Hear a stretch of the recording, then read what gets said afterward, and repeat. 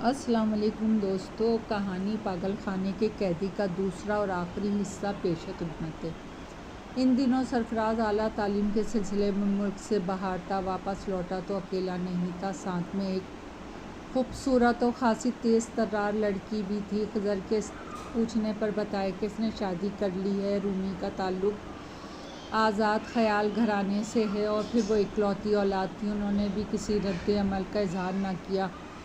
خود خضر بھی خاموش رہا کہ سرفراز اب بچہ نہیں رہا، اور پھر انہوں نے سرفراز کو بھائی نہیں اپنا بیٹا سمجھا تھا۔ اس کے مستقبل کی خاطر وہ دن رات محنت کر رہا تھا، یہاں تک کہ 30 سال کی عمر میں بھی وہ کنوارا تھا۔ سرفراز چونکہ اب تعلیم سے فارغ ہو چکا تھا، اس لیے آفس جوائن کر لیا، اور پھر اس کا مقصد بڑے بھائی کا ہاتھ بٹانا بھی تھا۔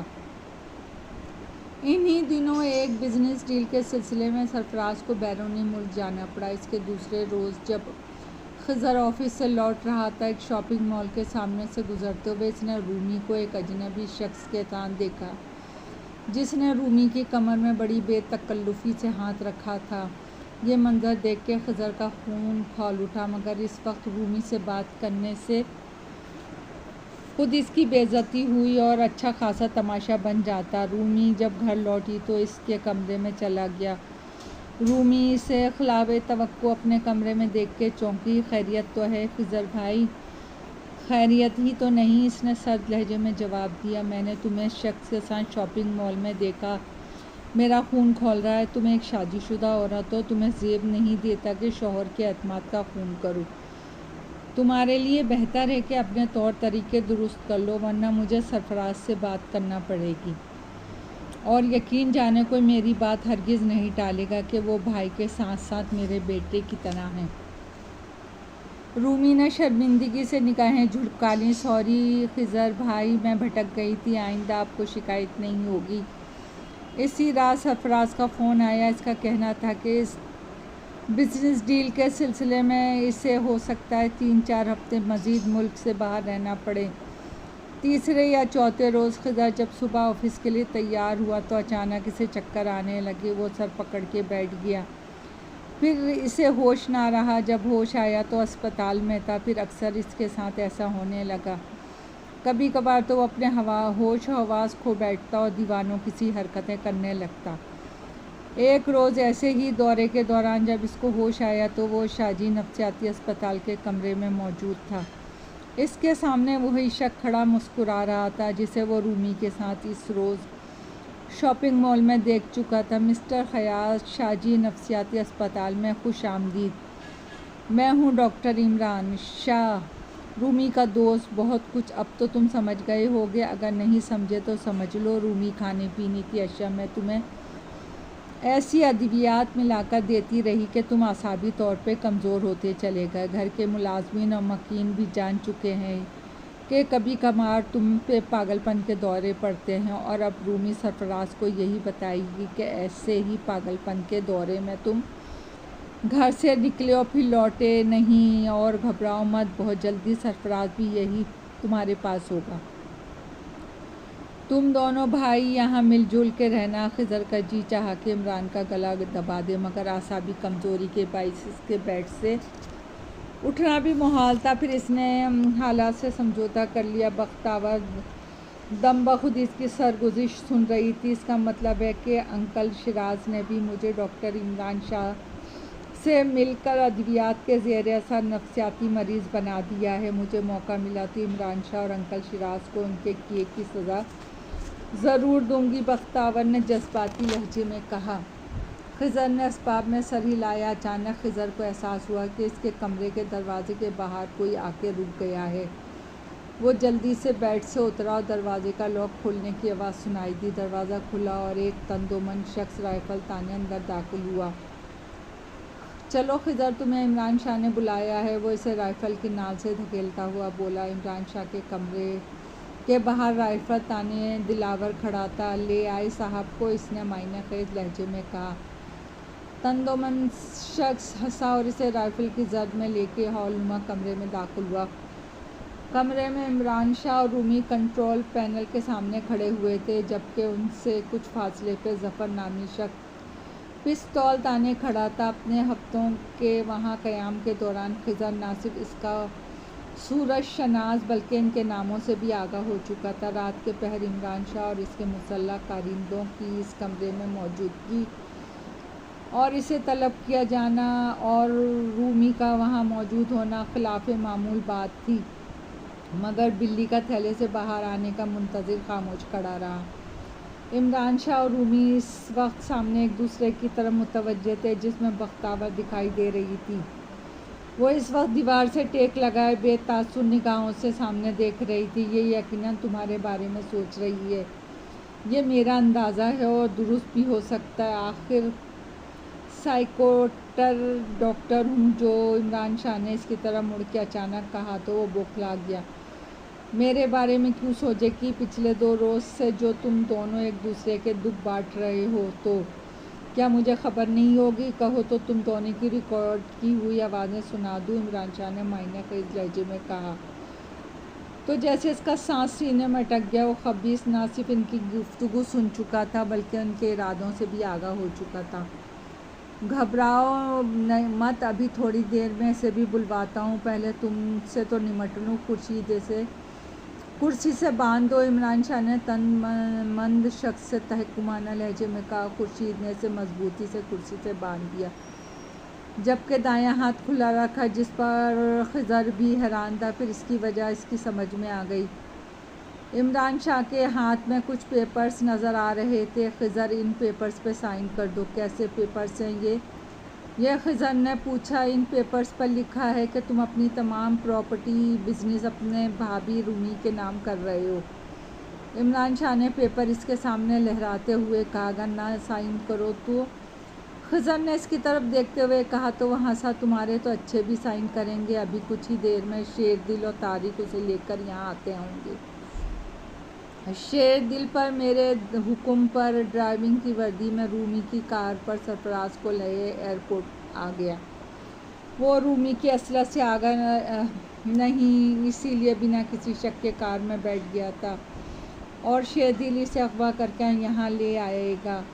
عمران شاہ نے اپنی پلاننگ بتائی تو اس کا خون کھول اٹھا، مگر وہ اس وقت بے بس تھا۔ محب گنوں کی نالیوں کے رخ اس کی طرف تھا۔ عمران شاہ نے اپنی کلائی کی بیش قیمت گھڑی پر وقت دیکھا، 10:15 ہو چکے تھے۔ وہ اب تک نہیں پہنچے، اسی لیے اس کے موبائل فون کی گھنٹی بجی۔ عمران شاہ نے اسکرین پر نمبر دیکھا اور طارق کا نام دیکھ کر کال ریسیو کی اور خاصا غصے سے پوچھا، تم دونوں اب تک پہنچے کیوں نہیں؟ سر، ہم نے پلان کے مطابق سرفراز کو اغوا کر لیا تھا۔ میں اس کے ساتھ عقبی نشست پہ تھا جبکہ شیردل گاڑی چلا رہا تھا۔ ہم اسپتال سے تقریباً 1 کلومیٹر کے فاصلے پہ تھے کہ اچانک سرفراز نے عقب سے شیردل کو دبوچ لیا۔ کار شیردل کے قابو سے باہر ہو کے سڑک کے کنارے موجود درخت سے ٹکرائی۔ گاڑی کا اگلا حصہ تقریباً پچک چکا ہے سر، اور شیردل تو مر چکا ہے۔ دوسری طرف سے طارق نے سہمے ہوئے لہجے میں جواب دیا، کدھر ہو تم؟ گدھے ہو تم؟ عمران شاہ غصے سے چلایا۔ سرفراز کہاں ہے سر؟ ہم دونوں عقبی نشست پہ تھے، اس لیے زیادہ چوٹیں نہیں آئیں، وہ اس وقت بے ہوش ہے۔ اوکے، میں خورشید کو گاڑی میں بھیج رہا ہوں، تم سرفراز کو لے کے اس کی گاڑیوں میں آ جاؤ، عمران شاہ نے ہدایت کی۔ اور شیردل کی لاش کا کیا کروں سر؟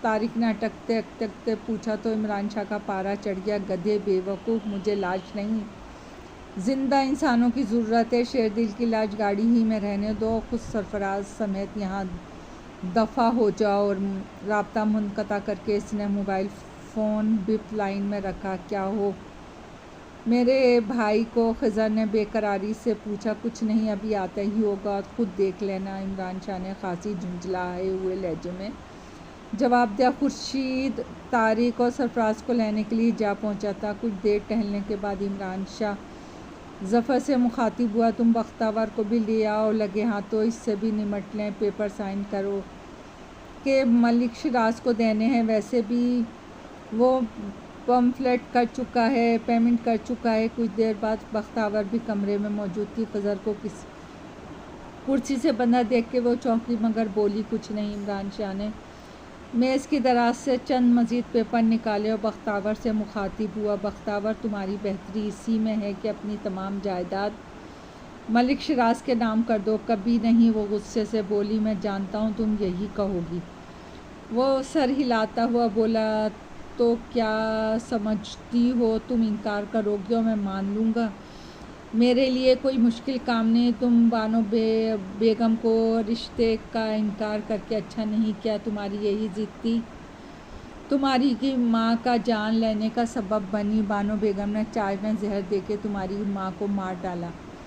تمہارا باپ اتفاقاً سیڑھیوں سے نہیں گرا۔ بانو بیگم نے محسن کے ذریعے کچھ دیر پہلے نظر نہ آنے والا محلول سیڑھیوں پہ گرایا تھا، جیسے کہ وہ سیڑھیوں سے اترنے لگا، گر کے اپاہج ہو گیا۔ اس کے انکشاف دل ہلا دینے والے تھے۔ بختاور تو جیسے سکتے میں آ گئی۔ وہ اپنی دھن میں بولتا جا رہا تھا، پھر ملک شیراز مجھ سے ملا اور تمہیں کھانے پینے میں ایسی دوائیں دی جانے لگیں جس سے تم وقتی طور پر دماغی توازن کھو بیٹھتی تھی۔ پلان کے مطابق مجھے تمہارے علاج کے لیے بلایا گیا۔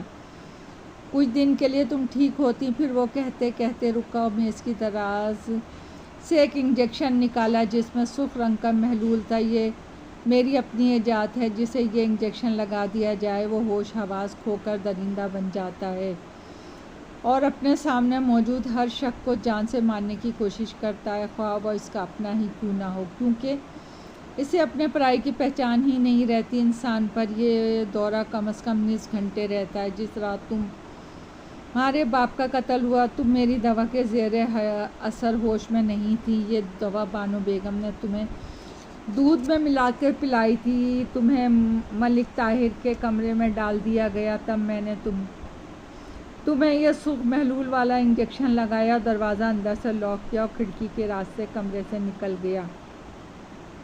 تیز دھار خنجر تمہارے قریب میں رکھ دیا گیا۔ انجیکشن کا اثر ہوتے ہی تم نے باپ کا خون کر ڈالا۔ میں تمہارا خون پی جاؤں گی۔ وہ غصے سے بے قابو ہو کے عمران شاہ کی طرف لپکی ہی تھی کہ ظفر نے رائفل کی نال اس کی پیشانی سے لگا دی۔ خاموش کھڑی رہو ورنہ مار دوں گا۔ مار دو مجھے بھی، چلائی۔ مرنے کی اتنی بھی جلدی کیا ہے بختاور؟ مرنا تو ہے تمہیں ہی، کیونکہ شیراز سے تمہاری موت کی قیمت لے چکا ہوں، مگر تمہاری بہتری اسی میں ہے کہ آسان اور عزت کی موت مرو۔ نہیں سمجھی؟ افسوس، تم عورتیں واقعی بے وقوف ہوتی ہو۔ اس نے گردن ہلاتے ہوئے کہا، اگر تم نے میری بات نہ مانی تو نہ صرف عزت سے محروم ہو جاؤ گی بلکہ اذیت ناک موت مرو گی۔ وہ شاید موت سے نہ ڈرتی مگر عزت بچانے کے لیے اس نے خاموشی سے پیپر سائن کر دیے۔ مگر عمران شاہ نے فاتحانہ نگاہوں سے پیپر کا معائنہ کیا اور خضر سے مخاطب ہوا، اب سمجھ آیا یہ سب میرے لیے کتنا آسان ہے۔ اپنے بھائی کو لینے دو، تم بھی مان جاؤ گے۔ کچھ ہی دیر میں خورشید اور طارق سرفراز کو لے کے آ چکے تھے۔ خورشید نے سرفراز کو کندھے سے اتار کے نیچے ڈال دیا۔ کیا ہوا میرے بھائی کو؟ خضر بے قراری سے چلا اٹھا۔ اسی لمحے سرفراز نے قسمتازتے ہوئے آنکھیں کھول دیں اور اٹھ بیٹھا۔ خضر اور رومی پہ نظر پڑتے ہی فرط حیرت سے اس کی آنکھیں پھیل گئیں۔ بھائی، تم اور رومی ان کی قید میں ہو؟ صرف تم اور خضر؟ رومی تو میری جان حیات ہے، جواب عمران شاہ نے دیا۔ کیا مطلب؟ سرفراز نے حیرت سے پوچھا۔ خاموش کھڑے رہو، یہ وقت ان باتوں کا نہیں، عمران شاہ نے غصیلے لہجے میں کہا۔ ہاں تو خضر، کرتے ہو دستخط یا تمہارے بھائی کو انجیکشن لگا کے اذیت ناک موت سے ہمکنار کر دوں؟ خضر نے بھی ہتھیار ڈال دیے اور خاموشی سے پیپرز پہ سائن کر دیے۔ طارق، ان دونوں کو بھی باندھ دو، عمران شاہ نے بختاور سرفراز کی طرف اشارہ کرتے ہوئے اگلا حکم جاری کیا۔ ان دونوں کو بھی کرسیوں سے باندھ دیا گیا جبکہ خضر کا آزاد ہاتھ بھی رسیوں سے جکڑ دیا گیا۔ وہ سرنج لے کے بختاور کی طرف بڑھا۔ تم کیا کرنے لگے ہو؟ یہ خضر تھا، تمہاری محبوبہ کو اوپر پہنچانے جا رہا ہوں۔ وہ ہنسا اور سرنج طارق کے ہاتھ میں تھما دی۔ اسے انجیکشن لگا دو۔ طارق سرنج لے کے آگے بڑھا اور بختاور کی آستین اوپر کر کے سرنج لگانے کے لیے جھکا۔ رک جاؤ، خضر چیخا جبکہ بختاور نے کلمہ پڑھ کے آنکھیں بند کر لیں۔ وہ جانتی تھی کہ اب اسے اذیت ناک موت سے ہمکنار ہونا پڑے گا۔ وہ سوچوں میں کھویا ہوا ماضی کو یاد کر رہا تھا جبکہ داروغہ جہنم اس لڑکے سے کہہ رہا تھا، تم جانتے ہو یہاں آنے کے بعد دنیا میں واپسی मुमकिन नहीं, लड़के ने सामने की तरफ इशारा करते हुए दाएं हाथ को जुम्बिश दी। अब वहाँ खड़ा बड़ा सा घड़ियाल दिखाई देने लगा जिसमें 11 बज रहे थे। खुद देख लो, अभी 1 घंटा बाकी है। लड़के ने घड़ी की तरफ इशारा किया।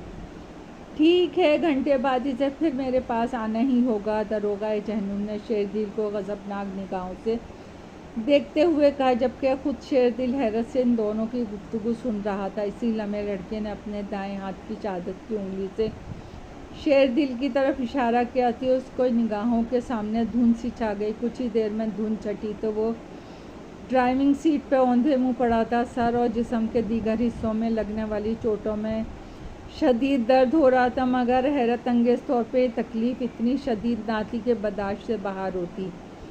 सीधा होके उठ बैठा और सर और माथे से बहने वाले खून पूरा चेहरा भिगो रहा था। शर्ट उतार कर अपना चेहरा साफ करके शर्ट एक तरफ फेंकी और अपने साइड का दरवाज़ा खोलना चाहा, मगर जाम था। वो किसी ना किसी तरह कर्राता हुआ खिड़की से बाहर निकला।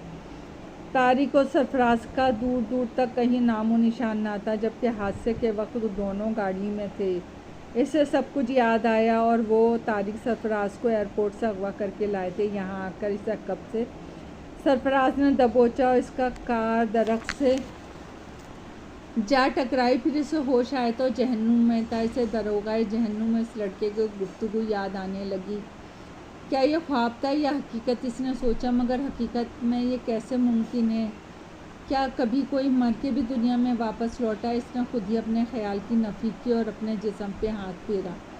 पूरा जिस्म लहू लहान हो रहा था। पैंट की जेब में मोबाइल फ़ोन मौजूद था। इसने मोबाइल फ़ोन निकाला जो इस हादसे के बाद भी ठीक काम कर रहा था। स्क्रीन पे नज़र पड़ते ही शजदर रह गया। रात के 11:01 हुआ था। इसे याद था इस लड़के ने जब हाथ के इशारे से फ़िज़ा में घड़ी बनाई थी तो इसमें 11 बज रहे थे। क्या वाकई वो ख्वाब नहीं हकीकत था? अगर हकीकत थी तो ठीक, 1 घंटे बाद इसकी वापसी जहन्नुम में थी। ये तस्वर ही इसके लिए होलनाक था। शाजी नफसियाती अस्पताल जाए हादसे से ज़्यादा दूर ना था। तेज़ तेज़ कदमों से चलते हुए 15-20 मिनट में नफसियाती अस्पताल के गेट पे था। गेट अंदर से मुक़फ़िल था। इसने दरवाजे पे दस्तक दी। इसे मालूम था कि दिलावर गेट के करीब मौजूद कमरे में हर वक्त मौजूद रहता है, मगर शायद वो सो रहा था। इस बार ना सिर्फ इसने ज़ोर से दरवाज़ा बजाया बल्कि बजाता चला गया। दिलावर की गुस्सीली आवाज़ सुनाई दी, कौन है? मैं हूँ शेरदिल, दरवाज़ा खोलो। इसने कदरे बुलंद आवाज़ में जवाब दिया। एकदम दरवाज़ा खुला और दिलावर हैरत ज़दा सा खड़ा अपने सामने मौजूद शेरदिल को देख रहा था। तारिक ने तो बताया कि तुम एक्सीडेंट पे मर चुके हो, इसने सरसराते लहजे में कहा। इसने शायद हादसे के बाद ये जानने की कोशिश भी नहीं की कि मेरी कुछ सांसें बाकी हैं कि नहीं। और फिर इमरान शाह ने भी शायद इसे लाश उठाने से मना किया होगा।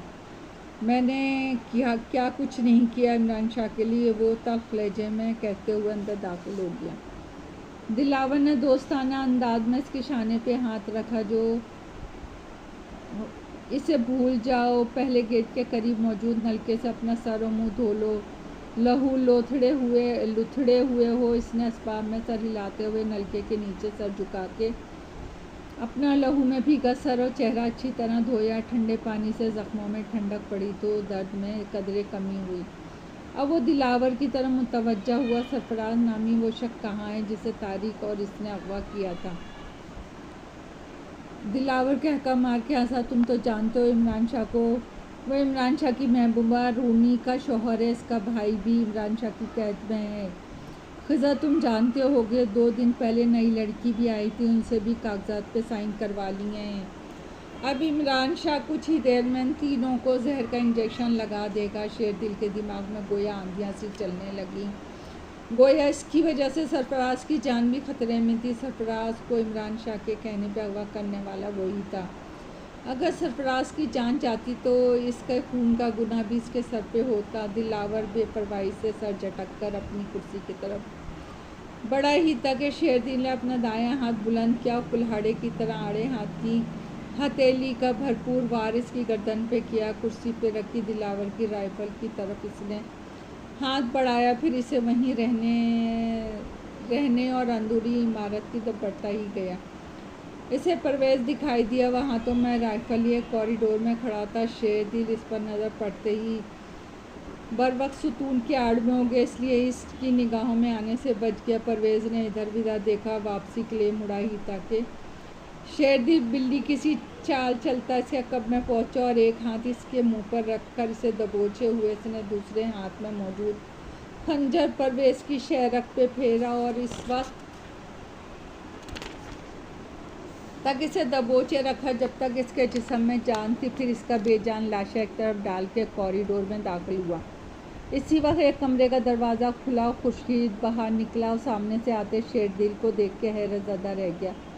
शेरदिल तुम? आगे बढ़ते हुए इसने इतना ही कहा था कि शेरदिल ने हाथ में मौजूद खंजर पर सरात से इसके तरफ फेंका। खंजर खुर्शीद के सीने के ऐन दिल के मकाम पे पेवस्त हुआ और बिना कोई आवाज़ निकाले ज़मीन बोस हो गया। शेरदिल ने आगे बढ़ के औंधे मुँह पड़े खुर्शीद के मुर्दा वजूद को सीधा किया, खंजर इसके सीने से निकाल के हाथ में लिया और आगे बढ़ के पाँव की ज़ोरदार ठोकर दरवाजे पे रसीद की। दरवाजे के खुलते इसकी निगाह सामने की दीवार पे निफ्स क्लॉक पे पड़ी, जिस पर 11:45 का वक्त हो रहा था। ज़फ़र एक तरफ राइफल लिए खड़ा था, जबकि इससे कुछ फासले पे इमरान शाह रूमी खड़े थे, जबकि सरफराज, खिज़र और बख्तावर कुर्सियों से बंधे हुए थे और तारिक बख्तावर को इंजेक्शन लगाने ही वाला था। इस पर नज़र पड़ते ही इमरान शाह तहरीक ज़दा लहजे में बोला, तुम जिंदा हो? शेरदिल में हाथ में मौजूद खंजर तारिक की तरफ फेंका, जो तारिक के गले में दस्ते तक पेवस्त हो गया। तारिक का बेजान जिस्म बख्तावर के कदमों में गिरा। ये क्या किया तुमने? इमरान शाह चिल्लाया। इमरान शाह, मेरे पास सिर्फ 15 मिनट है, अब सिर्फ तुम और ज़फ़र ही बचे हो, शेरदिल ने कहा और आगे बढ़ा ही था कि ज़फ़र ने गोली चला दी। गोली शेरदिल के दाएं पहलू में लगी। वो करबनाक अंदाज में चीखता हुआ गिरा। इमरान शाह ने आगे बढ़ के इसके दाएं पहलू में रात रसीद की। बड़ा आया इमरान शाह को जहन्नुम रसीद करने वाला, अब तुम खुद जहन्नुम में जाओगे। शेरदिल ने बोलना चाहा मगर बोलने की सकत न हुई। जहन पे छाई धुंध के ज़ेर असर वो होश और खरोश से महरूम हो गया। चलो अब इसे ठिकाने की तरफ होलनाक कर आवाज़ सुनते इसके हवास बहाल हो गए। वो दरोगा जहन्नुम के कदमों में पड़ा था, जो इसे टांग से पकड़ के खींचता हुआ जहन्नुम के दहते कुएं की तरफ ले जा रहा था। अभी 12 नहीं बजे, वो चिल्लाया, मगर दरोगा जहन्नुम पर इसकी चीखों पुकार का असर ना हुआ। वो इसे घसीटते हुए बदस्तूर कुएं की तरफ ले जा रहा था। तभी आवाज़ गूंजी, रुक जाओ। दरोगा जहन्नुम बढ़ते कदम रुक गए। इसने पलट के देखा, ये वही खूबसूरत लड़का था जो इस बार पहले से भी ज़्यादा सेहतमंद दिखाई दे रहा था। अब क्या है? दरोगा जहन्नुम ने सख्त लहजे में पूछा। अभी 12 बजने में 15 मिनट है, इसे वापस जाने दो। लड़के की आवाज़ उभरी और इधर इमरान शाह ने झुककर शेरदिल की नब्ज़ देखी, जो साख्त थी। इत्मीनान हो जाने पे वो ज़फ़र की तरफ मुड़ा और इस लड़की को इंजेक्शन लगा दो। ज़फ़र ने राइफल एक तरफ रखी, तारिक की लाश के करीब पड़ी सिरिंज उठाई और बख्तावर पर झुकाई ही था कि शेरदिल के जिस्म में तहरीक हुई। इमरान शाह ज़फ़र की तरफ मुतवज्जह था, करीब ही ज़फ़र की राइफ़ल रखी थी। इसने रफ्तारी से राइफ़ल उठाई और बैठे ही बैठे गोली चला दी, जो ज़फ़र की पुष्ट में लगी। वो दिलज़ोर अंदाज में चीखा और गिर के तड़पने लगा। इमरान शाह अपने सामने राइफ़ल ताने खड़े शेरदिल को देखकर शर्मदा रह गया। तुम भूत तो नहीं हो जो मरते नहीं? वो बौखलाए हुए लहजे में बोला। शेरदिल ने आगे बढ़ के राइफ़ल का बट इसके मुंह पे रसीद किया। वो चीखता हुआ पीछे गिरा। इन तीनों को जल्दी खोलो, जल्दी, शेरदिल ने राइफ़ल तान के तहकुमाना लहजे में कहा। राइफ़ल का बट मुंह पे लगने से इमरान शाह के सामने के दांत टूट चुके थे और फिर इसके तमाम साथी भी मारे जा चुके थे, इसलिए इसका हौसला पस्त हो चुका था। इसने मुंह में आया खून एक तरफ थूका और खामोशी से शेरदिल की हुक्म की तकमील की। खिज़र हैरत से अपने मोहसिन की तरफ देख रहा था, जिसके सीने से भल भर खून बह रहा था और वो इसके बावजूद इत्मीनान से राइफ़ल ताने खड़ा था। ये वही शेरदिल था जिसने इसे एयरपोर्ट से अगवा किया था। इसे हैरत इस बात की थी कि यकदम ऐसा क्या काया पलटी कि शेरदिल अचानक इसका हमदर्द बन गया। शुक्रिया मेरे दोस्त, अगर तुम वक्त पे ना आते तो ہم سب اذیتناک موت سے ہمکنار ہو جاتے. اس نے خلوص دل سے شیر دل کا شکریہ ادا کیا. یہ وقت ان باتوں کا نہیں، ویسے بھی میرے پاس وقت بہت کم ہے. عمران شاہ اس کی داشتوں کو اپنی جگہ رسیوں پر باندھ دو. عمران شاہ نے بے بسی سے اس کی طرف دیکھتے ہوئے جان بچانے کی آخری کوشش کی. شیر دل، یہ سب کیا ہے؟ تم ہمارے ساتھی ہو، اگر مجھ سے کوئی غلطی سرزد ہوئی ہے تو میں معافی مانگتا ہوں. میرے پاس بہت دولت ہے، ہم آپس میں برابر بانٹ لیں گے. وہ خود کو بے بس دیکھ کے سودے بازی کرتے ہوئے اسے سبز باغ دکھا رہا تھا. عمران شاہ، کیا تمہاری دولت مجھے جہنم کی آگ سے بچا پائے گی؟ میری آنکھیں کھل چکی ہیں. ہم سب نفس کے غلام ہیں جن کے نزدیک دولت کے علاوہ کسی چیز کی اہمیت نہیں، مگر نیکی کے فرشتے نے میری آنکھیں کھول دی ہیں. عمران شاہ کے پلے اس کی باتیں نہیں پڑیں. وہ حیرت زدہ سا پھٹی پھٹی نگاہوں سے اسے دیکھ رہا تھا جیسے شیر دل کے سر پہ سینگ نکل آئے ہوں. شیر دل نے دیوار گیر گھڑی پہ نگاہ ڈالی. 11:50. اب جلدی سے کرسی پر بیٹھ جاؤ ورنہ میں گولی مار دوں گا. ویسے بھی میرے پاس وقت بہت کم ہے.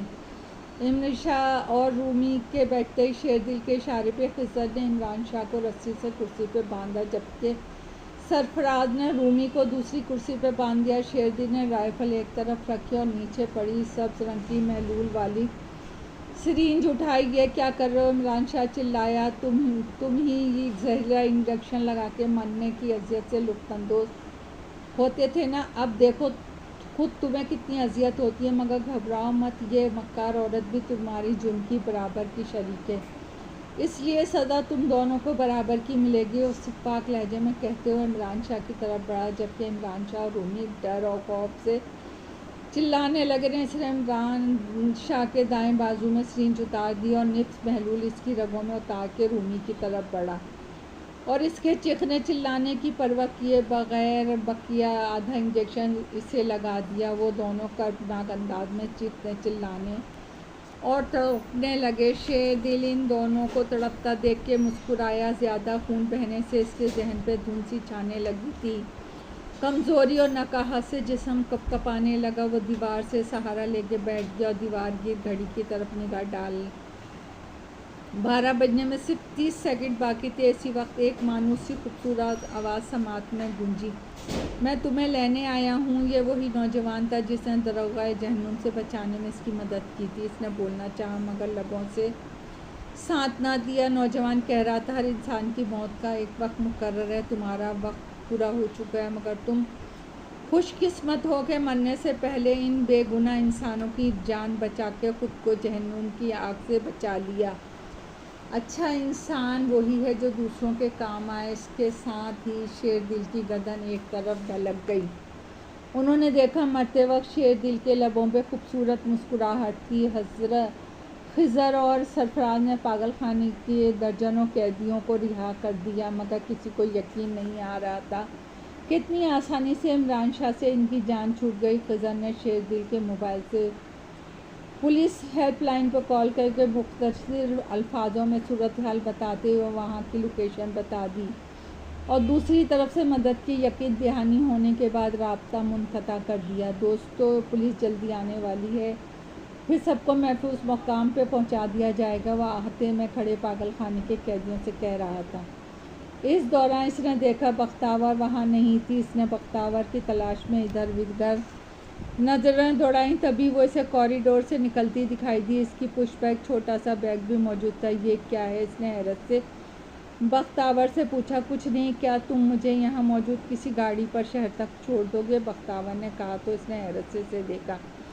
کیوں؟ پھر بتاؤں گی، بختاور نے عجیب لہجے میں جواب دیا. پھر سرفراز، ہم تینوں چلتے ہیں، ویسے بھی پولیس آنے والی ہوگی، وہ ان سب کو محفوظ مقام پہ پہنچا دے گی. اس نے دوسرے قیدیوں کی طرف اشارہ کیا. کچھ دیر بعد نفسیاتی اسپتال سے روانہ ہو گئے. تم کہاں جانا چاہتی ہو؟ اس نے گاڑی چلاتے ہوئے بختاور سے پوچھا. اپنے گھر. اس کے جواب پر وہ چونکا. مگر وہاں تو تمہاری جان کو خطرہ ہے. خطرے سے تو نمٹنے جا رہی ہوں، بختاور نے پراسرار لہجے میں جواب دیا. رات 1 یا 1:30 بجے وہ ایک پوش علاقے میں داخل ہو چکے تھے. بختاور نے ایک کوٹھی نما بنگلے کے قریب گاڑی روکنے کا اشارہ کیا اور رکتے ہی فرنٹ سیٹ سے اتر گئی. ٹھہرو، میں چلوں گا. یہ خضر تھا جو گاڑی سے نکل کر فیصلہ کن لہجے میں کہہ رہا تھا. سرفراز، تم یہیں رکو، ہم آتے ہیں. خضر نے سرفراز کو ہدایت کی.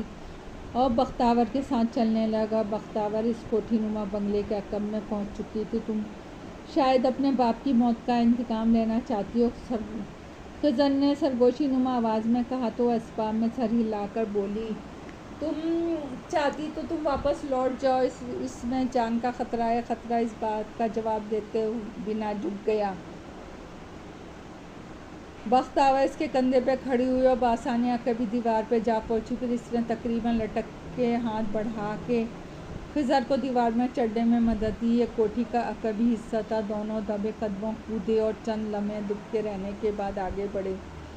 انکل شیراز کا کمرہ اس طرف ہے، بختاور نے سرگوشی کی۔ خضر کی سمجھ نہیں آ رہا تھا کہ وہ شیراز کے کمرے میں کیسے داخل ہوں گے، مگر اتنا تو وہ جانتا تھا کہ بختاور اس گھر کی مکین ہے، اس لیے تمام راستوں سے آگاہ ہو گیا۔ ایسا ہی ہوا۔ بختاور نے سلائڈنگ ونڈو کھسکائی تو کھسکتی چلی گئی۔ شیراز صاحب اور بانو بیگم آنے والی شامت سے بے خبر بیڈ پہ بے خبر سو رہے تھے۔ بختاور کے پیچھے خضر بھی کھڑکی کے راستے بیڈ روم میں داخل ہوا۔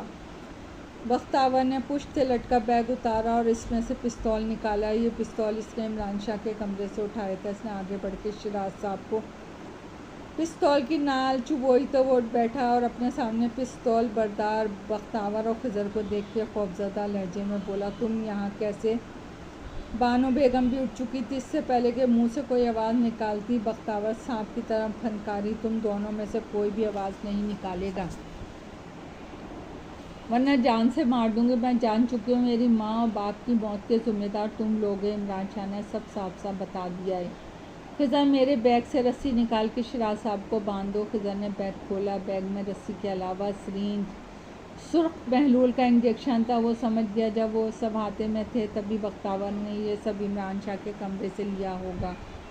وہ یہ بھی اندازہ لگا چکا تھا کہ بختاور کیا کرنا چاہتی ہے، مگر وہ اسے روک بھی نہیں چاہتا تھا کہ شیراز صاحب اور اس کی فیملی اسی سلوک کی مستحق تھی۔ بختاور نے بے دست و پا شیراز کے منہ پہ بانو بیگم کا دوپٹہ باندھا اور بانو کو دھکیلا، چلو محسن کے کمرے کی طرف۔ موت کے ڈر سے بانو بیگم اس کے ہر حکم پہ بلا چوچرا عمل کر رہی تھی۔ محسن کے بیڈ روم کے دروازے پہ پہنچ کر اس نے بانو بیگم سے محسن کو بلانے کو کہا۔ بانو بیگم نے کپ کپاتے ہاتھوں سے دروازے پہ دستک دی۔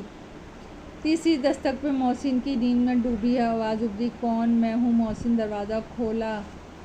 بانو بیگم نے کپ کپاتے لہجے میں جواب دیا۔ محسن نے دروازہ کھولا ہی تھا کہ بختاور نے اس کی پیشانی پہ پستول رکھ دیا۔ اسے بھی شیراز صاحب کے خوابگاہ میں لے کر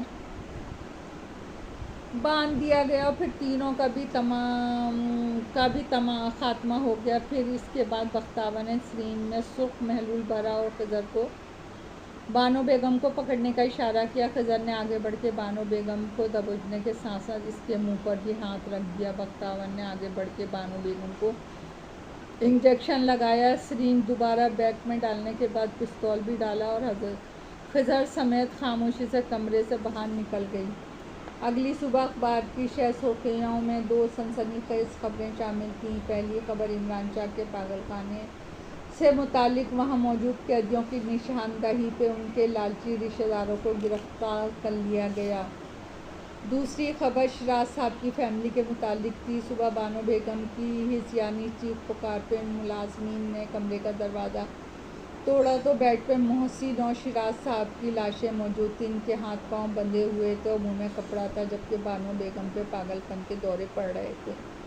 بانو بیگم نے ملازمین کو بھی مارنے کی کوشش کی۔ ملازمین انہیں بڑی مشکل سے قابو کر کے پولیس کو اطلاع دی۔ لاش کو پوسٹ مارٹم کے لیے بھیج دیا گیا، جبکہ بانو بیگم کو پاگل خانے بھیج دیا گیا۔ بختاور اپنے گھر لوٹ آئی۔ حالات زندگی معمول پہ آ چکے تھے۔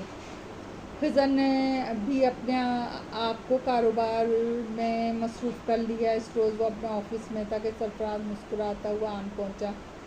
چلو بھائی میرے ساتھ۔ کہاں؟ خضر نے حیرت سے پوچھا۔ تو سرفراز ہے، اس کا ہاتھ تھام کر اٹھاتے ہوئے کہا۔ چلو تو صحیح، سرپرائز ہے تو اسے مجبوراً اٹھنا پڑا۔ آخر جانا کہاں ہے؟ وہ سرفراز کی گاڑی میں بیٹھتے بولا، میں اپنی ہونے والی بھابھی کا آپ کے لیے ہاتھ مانگنے جا رہا ہوں۔ سرفراز نے شرارتی لہجے میں کہا تو بھونچکا رہ گیا، مگر جب گاڑی بختاور کی کوٹھی نما گھر کے سامنے رکی تو وہ بے اختیار مسکرا اٹھا۔